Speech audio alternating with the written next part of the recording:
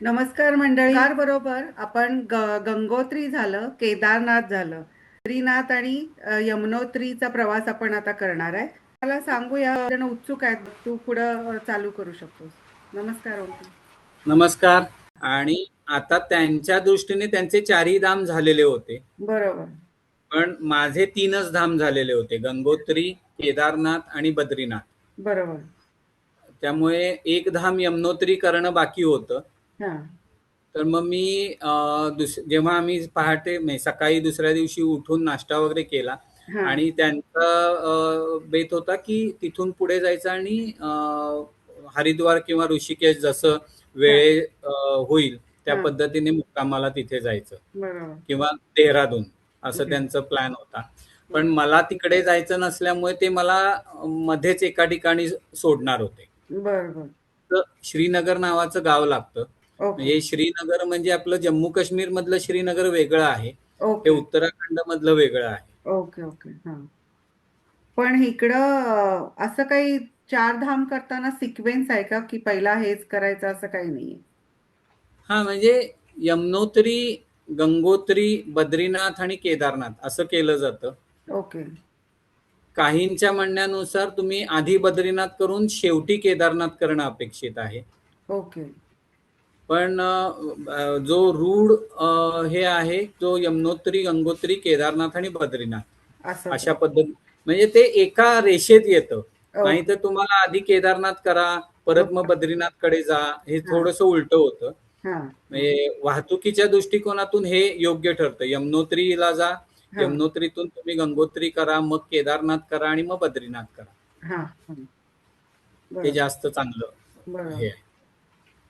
पण तिथं पण लोकल लोकांचे पण टूर्स असतील नाही का, असे चार धाम म्हणजे तिथं जाणारे, म्हणजे दिल्लीवरनं आता हे लोक गेले, तसं दिल्ली न जाता यमुनोत्रीच्या आधी कुठलं ते, तिथनं जे सुरुवात करतात, तिथं पण असे टेम्पो ट्रॅक्स वगैरे असे चार हो. करत असतील ना? आता हे दिल्लीवरनं हे लोक आले होते, हम्म. पण ते बरेचसे लोक हरिद्वारला ट्रेनने येतात. ओके. हरिद्वारला बऱ्याच वेगवेगळ्या भागातून ट्रेन्स आहेत. हां, हां, हरिद्वारला आल्यानंतर तिथे हे सगळे म्हणजे टुरिस्ट वाले प्लॅन करतात. ते तुम्हाला गाडी रेंट आउट देतात किंवा हां, स्वतःचा ड्रायव्हर देतात.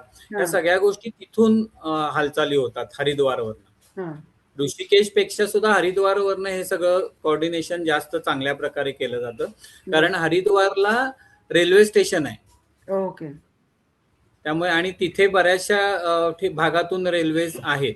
कनेक्टिव्हिटी आहे चांगली. कनेक्टिव्हिटी चांगली आहे. हं, हं. पण म्हणजे हे खरंच कित्येक वर्षानुवर्ष हे चाललंय ना. हो, आणि तेव्हा आता तर इतक्या सोयी झाल्या आहेत. ट्रेन हो, स्टेशन किंवा पर्सनल कार्स हो, आहेत हो. निघाले. पण आता पूर्वी वाहतुकीची आणि दळणवळणाची साधनं भरपूर आहेत. खरं आहे. म्हणजे कम्युनिकेशन करण्यासाठीची साधनं भरपूर आहेत, की हां, तुम्ही हां. आधी तिथे ठरवू शकता तिथल्या बरोबर. माणसाला फोन करून. हो, आता हो. माझ्याकडे एक फोन नंबर आहे. त्याला हां, मी इकडे आल्यावर सुद्धा फोन केला होता. हां, तो हां. संपर्कात राहतो माणूस. कारण त्यांना त्यांचं अर्थार्जनच त्याच्यावरती असल्यामुळे खरं आहे. ते हां. तुम्हाला चांगल्या पद्धतीने हे करतात, मदत करतात. बरोबर. नाही, पण मला काय म्हणायचंय, की पूर्वीच्या काळी हे चारधाम करायचे, त्यांना किती अवघड गोष्टी होत्या. का एकतर मोबाईल नव्हता, त्यांचं वेदर कसं असेल काही माहिती नसायचं, निघाल्यानंतर कुठं अडकेल, कुठं थांबेल, त्याप्रमाणे ते चॅलेंजेस किती अवघड होते. आणि अगदी, अगदी. परत ते बऱ्यापैकी चालतच निघत होते मला वाटतं, नाही का? हो, पूर्वी म्हणजे साधनच कमी असल्यामुळे, म्हणजे आता जर अगदी पूर्वीच्या काळी जर आपल्याला आठवत असेल, हां. की आपल्या घरातून काशीला जायचं म्हटलं, हो, हो. की तो स्वतःचं श्राद्ध करूनच घरातून निघायचा व्यक्ती खरं आहे, जुन्या खरं आहे. काळामध्ये. हो, हो. कारण तो परत येईल का नाही माहिती नाही. गॅरंटी नाही. हो. त्यामुळे केदारनाथ आणि हे सगळं तर त्या काशीपेक्षा बरंच वरच्या ठिकाणी आहे. बरोबर. त्यामुळे तिथे हिमालयातच आहे ते जवळपास. खरं आहे. त्यामुळे तिथे ती साधनांची तेवढी मुबलक प्रमाणात साधनं उपलब्ध नसल्यामुळे पूर्वी ते जाणं शक्यच नव्हतं. आणि जी बरोबर. लोक जात होती ते साधू संतच जात होते, ज्यांनी संन्यास घेतलाय, हो, हो, हो. ज्यांना संसारामधून अलिप्त व्हायचंय, हां. असे लोकच तिथे जास्त जात होते. बरोबर. आता दळणवळणाची साधनं झाली आहेत, आपण पटकन संपर्क करू शकतो एकमेकांना. हो ना. बरेचसे राज्य सरकार किंवा केंद्र सरकार बऱ्याचशा सोयी तिथे उपलब्ध करून देत आहेत. हां, रस्ते चांगले होत आहेत. हां. त्यामुळे आता ते शक्य आहे. बरोबर. नाही तरी लोक कंप्लेंट करतायत. करतच हा, असतात नाही ते का? तर आहेच. म्हणजे म्हणजे खरंच हा सुद्धा तुमचा विचाराचा हे आहे की तुम्ही तिथे जाताय कशासाठी. खरं आहे. तुम्ही भाव भक्ती आणि भक्तिभावाने जात असाल तर हं. तुम्ही तक्रारी नाही करणार, खरं आहे, खरं तुम्ही आहे. सोयी नाही बघणार, हं. गैरसोयी नाही बघणार. खरं आहे. तुम्ही यात्रा म्हणून ट्रिप म्हणून जात असाल तर तुम्हाला छोटीशी गैरसोय सुद्धा मोठी गैरसोय दिसेल. खरं आहे, खरं आहे. त्यामुळे तुमचा काय विचार आहे त्यामागचा, तुम्ही कशासाठी तिथे जाताय, ह्याला फार महत्व आहे. बरोबर. अगदी खरं आहे. आणि तेच त्यामुळे सगळ्यांच्याकडनं घडणं शक्य नाहीये ते तुम्हाला, कारण सगळ्या सुखसोयी तिथं मिळणार नाहीये तिथं त्या. ही मानसिकता ठेवूनच जायला पाहिजे की मला तिथे सुखसोयीची हां, व्याख्या तुमची काय आहे. हां, हां, मला 2 वेळचं जेवण मिळालं तरी माझ्यासाठी जर भरपूर आहे अशी माझी तयारी असेल हां. तर मला काहीच वाटणार नाही. तर मला बाकीच्या गोष्टी तर भरपूर वाटतील की सगळ्या सुखसोयीच वाटतील. जिथे खरं. राहायला मिळेल, हं, हं, थंडी असेल तर तुम्हाला टेंट मिळेल, हं, त्याच्यामध्ये ब्लँकेट्स मिळेल. हं. हे माझ्यासाठी सुखच आहे ना, बरोबर. सोयच आहे ती माझ्यासाठी. हो, हो. नाही सरेंडर वृत्ती असेल तर तुम्हाला ॲक्चुअली सगळंच होऊन मिळून जातं. पण तुमची हव्यास किंवा सगळं पाहिजे, पाहिजे म्हणायला आणि मनामध्ये शंका न घेता गेलो ना तर सगळ्या गोष्टी होतात. खरं आहे, खरं आहे.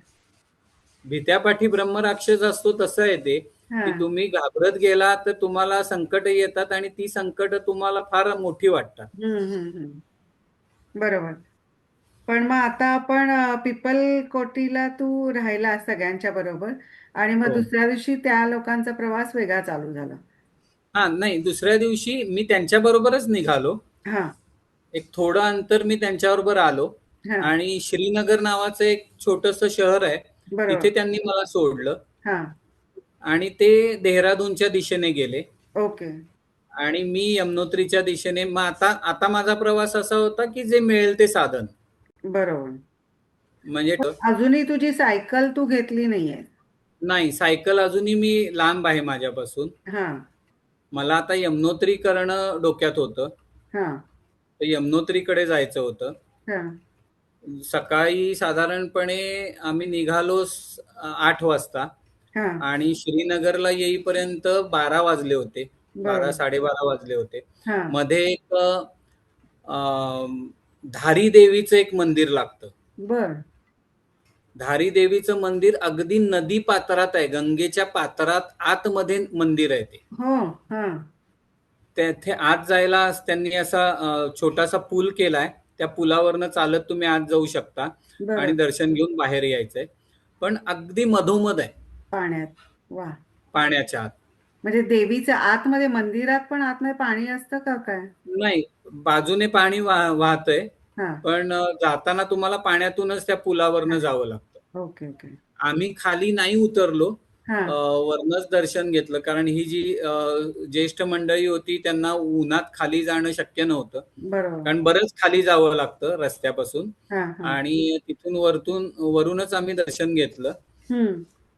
असं आहे कारण ती मान्यता त्या देवीची भरपूर आहे. तिथे ओके. देवीला मानणारे लोक भरपूर आहेत. बरं. आणि मध्ये असं जेव्हा जेव्हा हे 2013 साली प्रलय आला, हां, अशामुळे आला असं मान्यता आहे तिथे लोकांची, की ते हां. देवीचं मंदिर तिथून हलवण्याचे प्रयत्न चालू होते. ओह! की ते नदीपात्रातून बाहेर काढून दुसरीकडे हलवायचं, हां, असे प्रयत्न चालू होते आणि त्याच्यासाठी त्यांनी व्यवस्थित ती सगळी योजना आखून ते केलं पण होतं.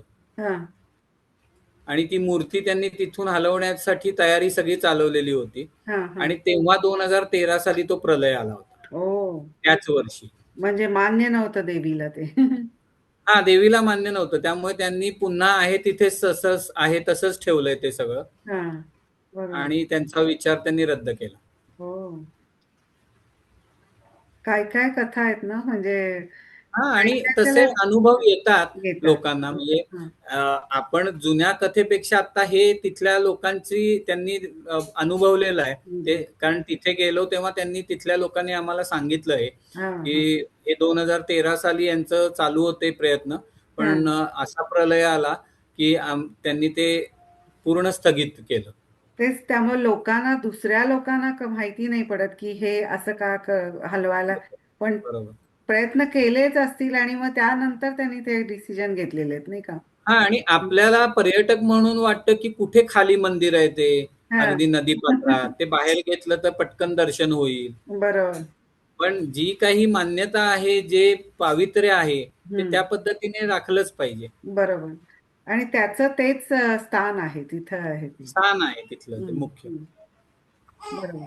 मग आता यमुनोत्रीला तू हा, पुढं. मग आता ह्या हा. धारी देवीचं दर्शन घेऊन आम्ही परत, त्यांनी मला गाडीने श्रीनगरला सोडलं. ओके. हा.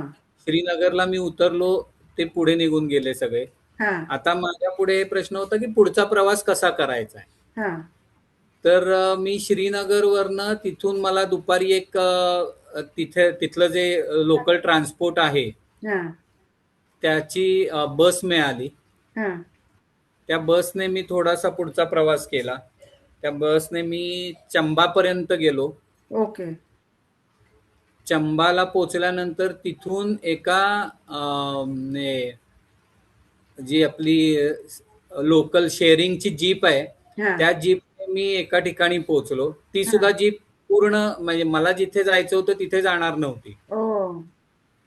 ती मध्येच कुठल्या तरी गावात थांबणार होती. मग हा. त्यांनी मला विचारलं, म्हटलं ठीक आहे, आपण थोडं थोडं पुढे सरकत राहणं. कारण प्रवासातला, जेव्हा तुम्ही असा प्रवास करता, हा. त्याच्यातला सगळ्यात एक मुख्य नियम जो मी पाळतो, ते म्हणजे पुढे सरकत राहणे. थांबायचं नाही एका जागी. थांबायचं नाही. तुम्ही स्टॅटिक झालात की मग तुम्हाला वेगवेगळ्या गोष्टी, विचार सुचत राहतात, खरंय, किंवा ती खरंय. एक निगेटिव्हिटी बिल्ट होत जाते. हा. तुम्ही हा. हळूहळू पुढे जात राहिलं पाहिजे कुठल्याही बरोबर. याच्यामध्ये. म्हणजे बरोबर. ते माझ्या ओव्हरऑल याच्यामध्ये स्वामी ते पाळतो की तू थांबायचं नाही एका जागेवर. प्रगती, काहीतरी पुढे सरकलं पाहिजे. खरंय, खरंय. नाही, आपल्या अगदी रोजच्या बरोबर आहे. आयुष्यात सुद्धा प्रगती तुम्हाला साधायची असेल तर तुम्ही पुढे सरकत राहिलं पाहिजे, एका अगदी, ठिकाणी नाही थांबायचं. अगदी बरोबर आहे. त्यामुळे मी तसाच एका ठिकाणी न थांबता त्या जीपमध्ये बसून गेलो. हा. जीपमध्ये त्यांनी मला अशा ठिकाणी उतरवलं की तिथे काहीच सोय नव्हती. अरे म्हणजे एक बापरे. म्हणजे ज्याला आपण चौक म्हणतो, त्या हा. चौकात त्यांनी मला सोडलं. हा.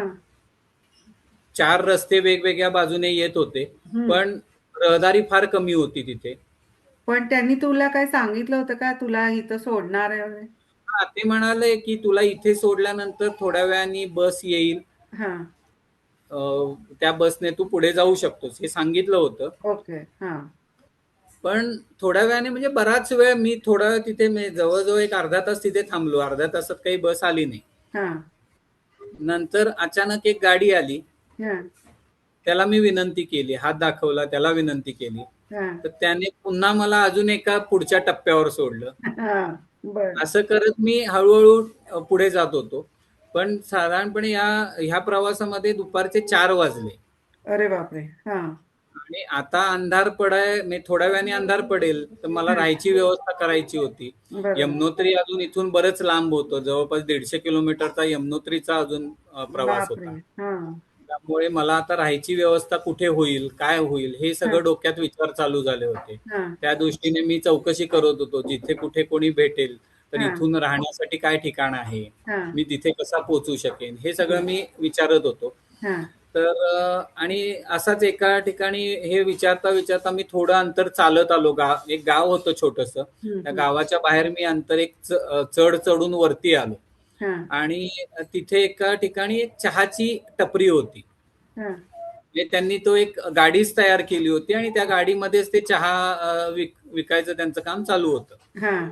दिवसभर ती गाडी तिथे उभी असते, संध्याकाळ झाली की गाडी बंद करतात आणि घेऊन घरी जातात. अशा हा. पद्धतीची त्यांची व्यवस्था होती ती. हा. म्हणजे टी ऑन व्हील्स ज्याला म्हणू आपण, त्या ओके. पद्धतीचं ते होतं. हा. तर तिथे बसलो. त्याने मला विचारलं, चहा पिणार का? म्हटलं, बाबाजी मी चहा पित नाही. हम्म. मग ठीक आहे बसा. मग थोडा वेळ गप्पा झाल्या हम्म. आणि त्यांना म्हटलं की कुठे व्यवस्था होईल राहायची. तर त्यांनी मला एका गावाचं नाव सांगितलं. माझ्या आता लक्षात नाही त्या गावाचं नाव. हा. तर ते म्हणाले की ह्या गावापर्यंत पोहोचा, तिथे तुमची रात्रीची व्यवस्था होईल. हा. म्हटलं ठीक आहे. हम्म. एक थोडा वेळ हे गप्पा आमच्या चालूच होत्या. हम्म. म्हणजे पुन्हा गजानन महाराज उभे राहिलेच माझ्यासाठी. हम्म. त्यांनी एक गाडीवाला तिथे आणून उभा राहिला आणि हा. त्याने त्या चहा विक्रेत्या माणसाला पत्ता विचारला. हा. तो त्याने पत्ता विचारला उत्तर काशीचा, ओके. जिथे मी गंगोत्रीला जाण्यासाठी थांबलो होतो. हा. तिथूनच गंगोत्रीला पुढे जातो हा. माणूस. हा. तर तो पत्ता विचारला. हा. मग उत्तर काशी म्हटल्यावर मला लगेच कळलं की हा यमुनोत्रीच्या मार्गावरचाच आहे हा. हा. कुठेतरी. हा. तिथूनच हे पुढे जाणार उत्तर काशीला. बरोबर. हा. मी पटकन पुढे जाऊन त्यांना विचारलं. मग हम्म. तिथल्या त्या चहा विक्रेत्या माणसाने त्यांच्या भाषेमध्ये त्यांना सांगितलं, कन्व्हिन्स केलं. हम्म. पहिल्यांदा ते नाही म्हणाले, कारण तेही गाडीत एकटेच होते हा. आणि आता 5-5:30 झाले, अंधार पडणार होता. हम्म. त्यामुळे कुठल्याही अनोळखी माणसाला गाडीत घेताना आपणही विचार केला असता, तसा बरोबर. त्यांनीही विचार केला आणि नाही सांगितलं. हा. हा. मग मी पुढे जाऊन त्यांना विनंती केली की म्हटलं मी असा असा सायकल प्रवास करतोय आणि माझ्याकडे आता साधन नाही आहे काही, तर मला कृपया तुम्ही माझा काही त्रास होणार नाही आणि मध्ये तुम्हाला वाटलं तर तुम्ही मध्येच सोडा मला. हा. तुम्हाला काही काम असेल किंवा हम्म. कुठे थांबायचं असेल, असं असेल तर तुम्ही मला मध्ये सोडा, माझी काही हरकत नाही. हम्म. हम्म. तर ठीक आहे. मग 2 मिनिटं त्यांनी विचार केला, सामान किती आहे काय ही चौकशी केली. माझ्याकडे काय, माझी एक बॅग आणि हातामध्ये दंड होता, हम्म. तेवढंच होतं. तर हम्म. मग ठीक आहे म्हणाले. त्यांनी मला गाडीमध्ये घेतलं हम्म. आणि त्यांनी मला त्या दिवशी रात्री 8:30 वाजता हम्म. धरासू बेंड नावाचा एक भाग आहे. धरासू. धरासू हा. बेंड हा. म्हणजे त्याला बेंड अशा करता म्हणतात की फाटा आपण ज्याला म्हणतो ना हा. हा. आपल्या भाषेत, बरोबर. तिठा म्हणतो, फाटा म्हणतो. हा. तर अशा ठिकाणी त्यांनी मला आणून सोडलं रात्री 8:30 वाजता. बर. आणि त्या बेंड पासून, धरासू बेंड पासून एक रस्ता उत्तर काशीच्या दिशेने जात होता हा. आणि एक रस्ता डावीकडे जो वळत होता तो हम्म. रस्ता यमुनोत्रीकडे जाणार होता. ओके. आणि त्या रस्त्याने यमुनोत्री साधारणपणे अजूनही 70-1 किलोमीटर होतं. अरे बापरे. रात्रीचे वाजले होते 8:30. हो ना. आता मला तिथे राहण्यापलीकडे दुसरा पर्याय नव्हता. बरोबर. पण कारण त्यांना जायचं नव्हतं. त्यांना यमुनोत्रीला जायचं नव्हतं. त्यांना यमुनोत्रीला नाही, ते उत्तर काशीकडे जाणार होते. ओके. ओके. हा. आणि तिथे मला त्यांनी सोडल्यावरती मला पर्याय दुसरा, म्हणजे आधी एक गाव लागलं त्याच्या आधी, हा. पण त्या गावात राहायची तशी व्यवस्था त्यांच्या दृष्टीने नव्हती. हम्म. कदाचित त्यांना वाटलं असेल की आता ह्याला हॉटेल पाहिजे चांगलं किंवा राहण्या इतपत तरी वगैरे. हम्म. मला काहीही चालणार होतं, हम्म. पण त्यांना असं वाटलं असेल म्हणून हम्म. ते म्हणाले नाही नाही आपके लिए नहीं है यहाँ पे व्यवस्था. हम्म. म्हटलं ठीक आहे, मग कुठे? मग ते धरासू बेंडला मी त्यांना म्हटलं होतं ना की मी राहतो एकतर कुठेही, म्हणजे जिथे धाबा असेल, हा. मंदिर असेल किंवा हम्म. एखादी पोलीस चौकी असेल, हा. तिथे मी राहीन. हा. आणि मग त्यांच्या ते लक्षात आलं की त्या धरासू बेंडला एक पोलीस चौकी आहे. ओके. तर तिथे ते म्हणाले तुम्हाला तिथे सोडतो, तिथून काहीतरी व्यवस्था होईल. बर. कारण जो यमुनोत्रीकडे जाणारा रस्ता होता हा. ते आत जंगल होतं, त्यामुळे तिकडे जाऊ शकत नव्हतो मी रात्री. हा. हा. सकाळी मला गाडी त्या धरासू बेंड वरनं मिळणार होती. बर. मग रात्री 8:30 वाजता तिथे गेलो. हम्म. 8:30 वाजता पोचल्या भूक तर लागली होती, कारण दुपारीही जेवण मिळालं नव्हतं मला. हम्म. हम्म. सकाळी जे नाश्ता केला होता त्यांच्याबरोबर तोच, त्यानंतर दुपारी, कारण जशा गाड्या बदलत बदलत मिळतील तशा मी येत होतो, त्यामुळे जेवायला मिळालंच नव्हतं दुपारचं. हो. हो. भूक प्रचंड लागलेली होती. हो ना. मग म्हणजे तिथेच एक दिवसभर तुझा उपासच झाला. हा उपास घडला बऱ्यापैकी माझा. हम्म. मग त्या पोलीस चौकीच्या समोर, पोलीस चौकी म्हणजे एक छोटीशी चौकी होती, फार काही तिथे तामझाम नव्हता. हा. एक छोटी खोली आणि त्या खोलीमध्ये पोलीस स्टेशन त्यांचं जे होतं ते, हा. एकच पोलीस रात्री तिथे असायचा. हा. त्यामुळे तिथे ते हे झालं. मी पोलीस चौकीमध्ये गेलो, हम्म. त्यांना विचारलं की पहिल्यांदा मी त्यांना म्हटलं की मी असं असं आहे आणि मला यमुनोत्रीला जायचंय आता. हं, ते म्हणाले आता गाडी नाही आहे. हं, मी म्हटलं ठीक आहे. मी हं, सामान तिथेच 2 मिनिटं त्यांना विनंती केली, म्हटलं सामान ठेवतो. हं. त्याच्या समोरच पोलीस चौकीच्या समोर एक टपरी वजा हॉटेल होतं. हां, छोटीशी आपली टपरी असते तसंच एक हॉटेल होतं.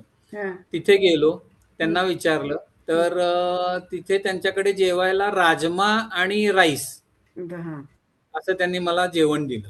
हां. म्हणजे अगदी प्लेट भरून राईस आणि त्याच्यावरती आपण डाळीची आमटी घेतो आपल्याकडे, असं तिथे राजमा राजमा देतात. आणि तूप पातळ. घालतात ना वरती? हां, तूप वगैरे घालतात, पण तिथे माझ्यासाठी हां. तूप वगैरे काही नव्हतं. बरोबर. तर राजमा आणि राईस दिला. मी तो हं, आपला शांतपणे खाल्ला. हां. तिथे मी पैसे दिले त्यांना, कारण ते हॉटेलचं असं हे होतं, त्यांचाही व्यवसाय फार नसावा. त्यामुळे हं, मी तिथे काही भिक्षा नाही मागितली. त्यांना हां, मी सांगितलं, की मला जेवण हवंय. हां, मग ₹60 त्यांनी मला राजमा आणि राईस दिला. हां, मी शांतपणे खाल्ला. हां. चव आणि हे तिथे बघायचं नव्हतंच. बरोबर. भूक शमवणं गरजेचं होतं. हां, हां. ते खाल्लं आणि मी परत पोलीस चौकीत आलो त्या. हं, हं, त्यांना विनंती केली, की हं, मला तुम्ही राहायला इथे रात्री जागा द्याल का? हं. मी त्यांना हेही सांगितलं, की मी ऋषिकेशला पोलीस चौकीमध्येच तिथे मुनिकीरेतीच्या पोलीस चौकीत राहिलोय. बरं. हं. पण तेव्हा त्यांनी असमर्थता दाखवली, की नाही तुम्ही रात्री इथे राहू शकत नाही. हां. कारण सीसीटीव्ही लावलेले आहेत आतमध्ये बाहेर सगळीकडे हं. आणि आम्ही सुद्धा वरिष्ठ अधिकाऱ्यांना उत्तर द्यावं लागतं आणि बरोबर, असं कुणालाही ठेवून घेता येणार नाही. बरोबर. मला इथून काही गाडी मिळणार नाहीये कुठेच मी पण जायला. तेच विचार करायला लागले, की पोलीस म्हणजे कसं काय ते होय म्हणू शकतात? कारण म्हणजे त्यांना पण उत्तर द्यावंच लागेल आणि किती पोलीस असतील साधारण 1-2? तिथे एकटाच होता. एकटाच रात्री होता. म्हणजे मी गेलो तेव्हा एकटाच होता. अजून हां, एक रात्री झोपायला म्हणजे त्या गावातून त्यांची ड्युटी असेल तेव्हा हां, ते येणार होते असं त्यांनी मला सांगितलं. हां, हां, तर 2 पोलीस वस्तीला असायचे तिथे. हां. कारण त्यांचंही बरोबर आहे. कोण कुठल्या हेतूने येईल हे बरोबर आहे. सांगता येत नाही. बरोबर. हो. त्यामुळे आणि त्यांच्या सिस्टीम प्रमाणे त्यांना वरिष्ठांना उत्तर देणं गरजेचं आहे. ठीक. हो. कारण मी जे मुन्नीकी रेतीमध्ये थांबलो होतो, ते हां. सुद्धा अगदी सगळी वरिष्ठांच्या परवानगीने फोनाफोनी करून परवानगी हं. मिळवूनच थांबलो होतो. हो, हो. बरोबर. आणि ते इथे शक्य नव्हतं. हं. तर मी त्यांना विनंती केलं, म्हटलं आता मला पर्याय नाहीये, काहीतरी तुम्ही मार्ग सुचवा मला. हां. तर मग ते म्हणाले, की तुम्हाला आत नाही थांबता येणार, पण हं. तुम्ही वरती टेरेसवर झोपू शकता.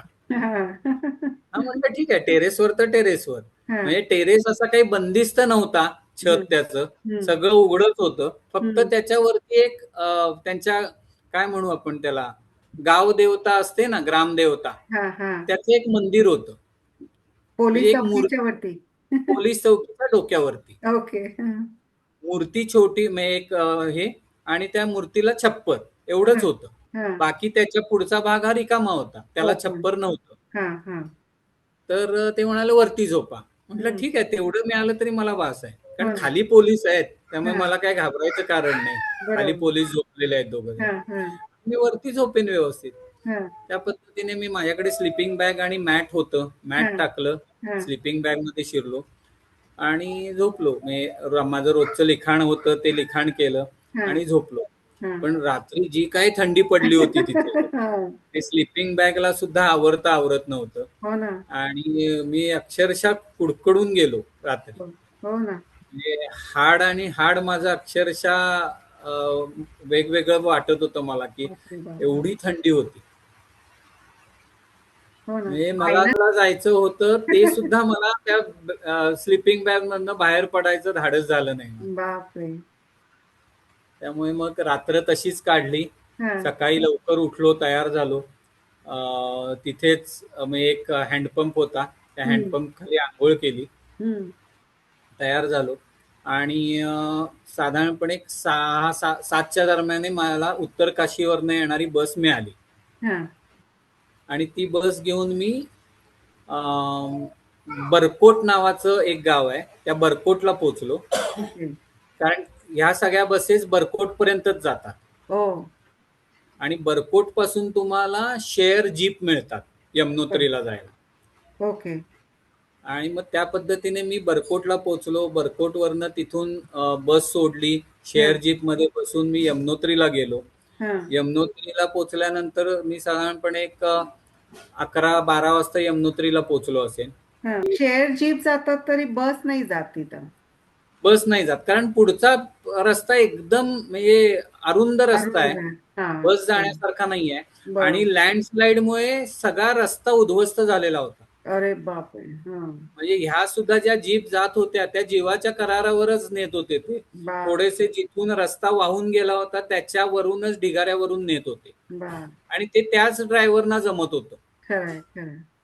त्यामुळे तिथे ती शेअर जीप मध्ये मी बसलो. हा. यमुनोत्रीला पोहोचलो. हम्म. यमुनोत्रीला 6 किलोमीटरचा चढ आहे. यमुनोत्रीला वरती चालावं लागतं. हो. आणि ते खडा चढ आहे तो हा यमुनोत्रीचा. हा तर तो चढून गेलो. हा यमुनोत्रीचं मंदिर आहे तिथे यमुना मातेचं. हा छान मंदिर आहे ते सुद्धा असं डोंगरामध्ये आहे. हा आणि वरनं नदी प्रवाहित होते त्याच्या वरच्या बाजूने.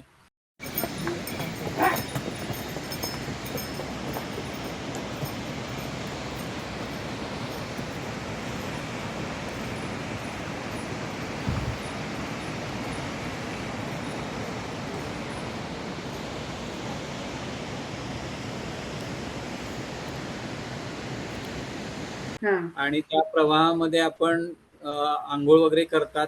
तिथे स्नान होतं.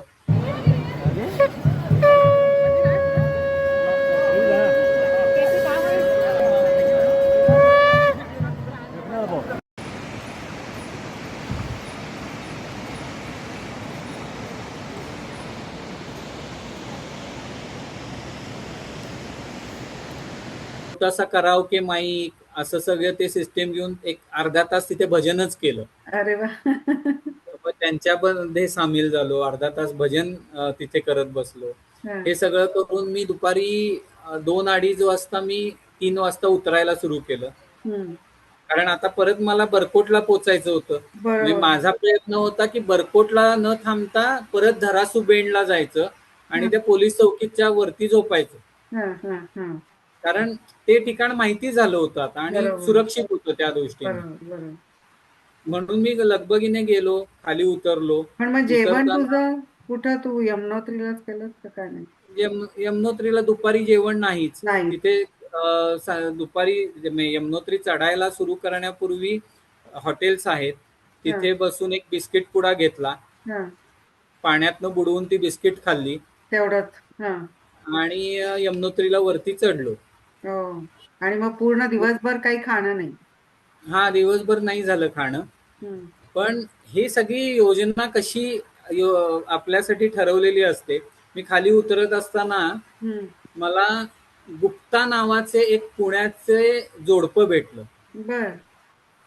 ते पुण्याहून आले होते. दोघं ते मराठी आणि हिंदी मध्ये बोलत होते ते हा दोघं एकमेकांशी. हा आणि ते मला तिथे मराठी बोलताना मी ऐकल्यावर मी पण त्यांना म्हटलं कारण त्यांना ते दोघं एकमेकांचे फोटो काढत होते. त्यांना फोटो काढायला कोणीतरी हवं होतं पाहिजे होतं. एकत्र दोघांचं का.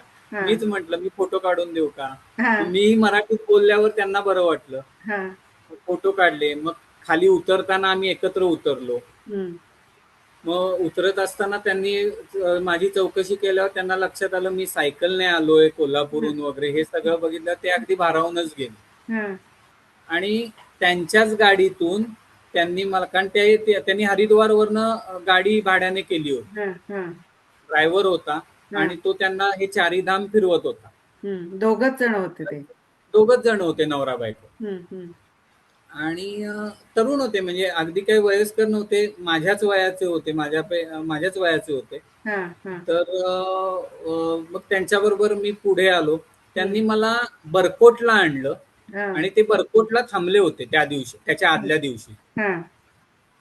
आणि कसं हे असतं आता बरकोटला येईपर्यंत अंधार पडला होता.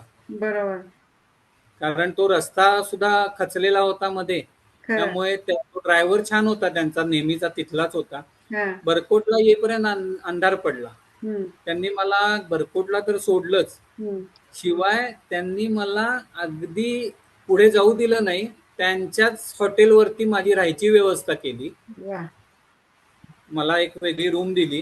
हा तिथेच मला राहायची व्यवस्था केली, त्यांच्याबरोबर रात्रीचं जेवण घेतलं हा आणि दुसऱ्या दिवशी सकाळी त्यांनी मला धरासू बेंडला परत आणून सोडलं. परत सोडलं, वा. जिथे मी आदल्या दिवशी रात्री राहिलो होतो हा तिथे त्यांनी मला सोडलं, कारण ते यमुनोत्रीवरनं गंगोत्रीला जाणार होते. ओके. हा म्हणजे त्यांना ते तिकडे जायचंच होतं. हा ते दुसऱ्या दिशेने जाणार होते. मग हम्म त्यांनी मला त्या धरासू बेंडला सोडलं. हम्म धरासू बेंडला नुसतं सोडलं नाही, तर ते म्हणाले आता सकाळची वेळ आहे, आपण सकाळी हॉटेलमधनं निघताना काहीच खाल्लं नाहीये, हा हा आपण नाश्ता करू. हा नाश्ता केला तिथे, वा. पैसे वगैरे सगळे त्यांनीच दिले. हा आणि तो ड्रायव्हर सुद्धा एवढा म्हणजे आमचं बोलणं झालं रात्री, तो आणि मी एकत्र झोपलो होतो, हम्म ड्रायव्हर आणि मी. हम्म तर तो एवढा म्हणजे भारावून गेला होता. हम्म त्याने लगेच तिथून मला एका गाडीवरनं सफरचंद विकत घेतली. हा ती मला पुढच्या प्रवासात उपयोगी पडतील म्हणून ती दिली. अरे वा. वा. एक बस तिकडनं उत्तर काशीवरनं चंबाला जाणारी बस आली, ती हा थांबवून त्या बसवाल्याला पैसे दिले हा भाड्याचे आणि मला त्यात बसवून दिलं. हा मी त्याला म्हणत होतो, अरे आहेत माझ्याकडे पैसे, मी पण नाही, त्याने ऐकलं नाही. सफरचंद, बसचं भाडं वगैरे सगळं देऊन मला त्या वा बसमध्ये वा वा. बसवलं. ते गंगोत्रीला गेले उत्तर हम्म काशीवरनं. हम्म आणि मी चंबाला येऊन परत चंबावरनं एक बस बदलून हा जिथे मी सायकल ठेवली होती हा ती सायकल घ्यायला तिथे आलो. हो सर. म्हणजे पण जयदीप तुझं नेगींच्या हॉटेलमध्ये खरंच घ्यायला. तुझी परीक्षा तरी भरपूर घेतलीच, पण जेवढा उपास घडला तेवढं त्याचं तुला शेवटी बक्षीस पण मिळालं, म्हणजे त्याचं हो हो, सार्थक झालं नाही का? कुठल्या अगदी तरी ते उपायात कोणीतरी उपवासाचं पारणं व्यवस्थित फेडून घेतलं. खरंय. नाही, खरंच छान आहे. म्हणजे कसे दोघं नवरा बायको तुझ्या समोर आले, गाडी मिळाली, जेवण राहणं सगळंच तुला, म्हणजे जे सक्ती सगळं 2 सगळं दिवस आणि प्रवास महाराजांची व्यवस्थित. ही अशी कृपा तुम्हाला प्रत्येक वेळेला लाभते आणि महाराज त्यांच्या स्वरूपाने ते दर्शन देतात. खरंय खरंय. खूपच छान. म्हणजे मग आता आपले यमुनोत्री पण झालं आणि आता तू हो, परत म्हणजे पोहोचलास आत्ताच्या कुठे? आपल्या या प्रवासामधले चारही धाम आपले झाले. हा पहिलं आपण गंगोत्री झालं, केदारनाथ झालं, हा बद्रीनाथ झालं आणि हा शेवटी मी यमुनोत्री केलं. बरोबर. मग आता तू रात्री कुठं त्यांनी सोडलं तुला? नाही, मला सकाळीच त्यांनी धरासू बेंडला सोडलं. हा तिथून मी दिवसभराचा प्रवास बसने करून हा मी जिथे सायकल ठेवली होती बरोबर. तिथे मी दुपारी 2 वाजता मी तिथे पोहोचलो. दोन हा तीन वाजता. हा हे जयदीप नेगी, जयपाल नेगी हा त्यांच्या हॉटेलमध्ये मी सायकल ठेवली होती. बरोबर. तिथे पोहोचलो. पोहोचल्यावर त्यांनाही अगदी अरे जाऊन आलास का वगैरे हा वगैरे, हा म्हणजे तेही फार खुश झाले. हा मग ते गोडाऊन मध्ये त्याच्यामध्ये त्यांनी किती दिवस झाले होते? 4 दिवस झाले होते का 5? साधारण सायकल अं, ठेवल्यापासून. 6-7 दिवस झाले होते. सायकल ठेवल्यापासून. हो, सायकल ठेवल्यापासून 7 दिवस झाले होते. हा हा 8व्या दिवशी मी तिथे आलो होतो. ओके. हा तर मग तेही खुश झाले. हम्म त्यांच्यासाठी मी बद्रीनाथला प्रसाद आणला होता, त्यांना तो प्रसाद दिला. हा त्यामुळे त्यांनाही फार छान वाटलं की बद्रीनाथचा प्रसाद मिळाला वगैरे. हा मग ते झाल्यावरती तिथून सायकल घेतली. हम्म अगदी व्यवस्थित गोडाऊन मध्ये असल्यामुळे सुरक्षित होती, काही त्रास नव्हता. बरोबर. माझं सगळं सामान सायकलवरती होतच. हा जे माझ्या बरोबर होतं ते पुन्हा बॅगेमध्ये व्यवस्थित लावलं. हा आणि तिथून दुपारी मी 3 वाजता निघालो. हा ते ही जी कोल्हापूरची मंडळी होती ना, जी हा देहरादूनला गेली होती, हा हा ती ते सगळं देहरादून करून हा हरिद्वारला मुक्कामाला आली होती. बर. तू म्हणजे हरिद्वारला त्यांची जाणार होतास? हा मग त्यांनी मला सांगितलं होतं हा की तू यमुनोत्रीचं दर्शन घेऊन आम्हाला फोन कर, हा आम्ही हरिद्वारला त्यावेळेला असू. हा आणि जर तुमचं आपलं हे वेळ वेळ जुळली हा तर तू हरिद्वारला मुक्कामाला ये. Okay okay. हा त्यामुळे त्या दिवशी सुद्धा मी त्यांना फोन केला. हा हरिद्वारला ते थांबले होते. मी हम्म रात्री तिथे हरिद्वारला पोहोचलो. हा म्हणजे साधारणपणे 5:30 वाजता वगैरे मी हरिद्वारला पोहोचलो. हा आणि त्यांचं ते दिल्लीला जाणार होते. संध्याकाळी 7 वाजता तिथून ते दिल्लीला निघणार होते जायला. हा हा आणि तिथून त्यांची फ्लाईट पुण्याला होती. बरोबर. दुसऱ्या दिवशी. हा. असं त्यांचं शेड्यूल होतं. पण रात्री त्यांनी माझी राहायची व्यवस्था हॉटेलवर केली. हा. हरिद्वार. त्यामुळे मी हॉटेलवर रात्री थांबलो हरिद्वारला. हम्म. आणि त्याच्या पुढच्या दिवशी माझा सायकलचा प्रवास परतीचा सुरू झाला. परतीचा चालू. वा. मग आज आता आपण इथंच थांबूया, कारण आज हो, आपले चारही धाम झालेत आणि ते आता सगळ्यांना म्हणजे ऐकणाऱ्याला पण बघणाऱ्याला पण डायजेस्ट होतील. बरोबर. त्याचं चिंतन होईल सगळ्यांचं आणि मग मनन होईल आणि मग आपण आता परतीच्या प्रवासाला नंतर निघूया, अगदी अगदी. नाही का? मग बरोबर. पण तुझ्यामुळे आज आमचं चारी धाम बघणं झालं. कित्येक अनुभव आम्हाला पण आले. ऐकायला पण खूपच छान वाटलं. म्हणजे आता माझ्यासारखीला तर माहित नाही आता असेल नशिबात तर होतील सुद्धा, पण निदान बरोबर. या निमित्तानं तरी, कारण अमेरिकेतनं मी जाणार कधी आणि घडणार कधी हे सगळं अशक्यच आहे. असेल तर ते पण घडेल, पण नाहीतर मला हे पण ह्या अनुभव. याने काय होतं, एक इच्छा जागृत झाली हम्म. आणि ती इच्छा पुढे जाऊन तीव्र झाली तर ते दर्शन घडेल सुद्धा. हो. नाहीतर ह्याच्यात सुद्धा मला खूप समाधान आहे अरे. कारण हो. नाहीतर हे कुठं घडणार आणि मी लोकांचे इंटरव्ह्यू ऐकण्यापेक्षा मी स्वतः तुझं घेतीये, त्याच्यात मला खूपच समाधान आहे. त्यामुळे बरोबर. मला नर्मदेचं पण मीच जाऊन आले परिक्रमा करून असंच वाटतं. चारधाम पण मीच करून आले असंच वाटतं. त्यामुळं ते पण ऍक्च्युली प्रत्येकाच्या घेण्यावरती आहे, म्हणजे कसं घेतो माणूस. हो. आणि कसं आहे, मी जरी गेलेलो असलो तरी सगळ्यांच्या शुभेच्छा असल्यामुळे ते शक्य होतं. खरंय. आणि कनेक्ट करू शकते मी त्याला, की तू जे सांगतोयस अगदी. ते मी पण ते अनुभव घेतीये, जसं तू करतोय सांगतोयस तसं. त्यामुळं मला पण ते छान वाटलं सगळं. आणि म्हणे म्हणे पण आपले 20 किती दिवस झाले आता आपले चालू केल्यापासून प्रवासात कोल्हापुरातनं? जवळपास 28 दिवस. 28 दिवस 27 सगळे चार 28 दिवस. हा. हो. आणि अजूनही तू कोल्हापूरला पोहोचायचंयस म्हणजे ते हा, अजून कोल्हापूरचा अजून परतीचा प्रवास माझा 12-13 दिवसाचा आहे. बराच आहे. हा.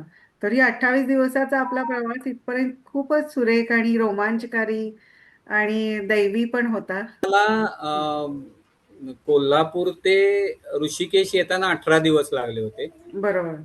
आता ऋषिकेश ते कोल्हापूर मी थोडा लवकर गेलोय, कारण घरी जायची ओढ एक लागली ओढ आता. होती. खरंय. थोडासा लवकर गेलोय. हा हा.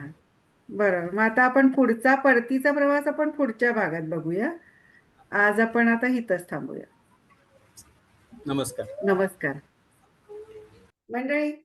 आज इथेच थांबतोय. मला आशा आहे की तुम्हालाही पुढचा भाग ऐकायची तेवढीच उत्सुकता आहे. आणि पुढचा भाग ऐकायचा असेल तर प्लीज लाईक, शेअर आणि सबस्क्राईब करा.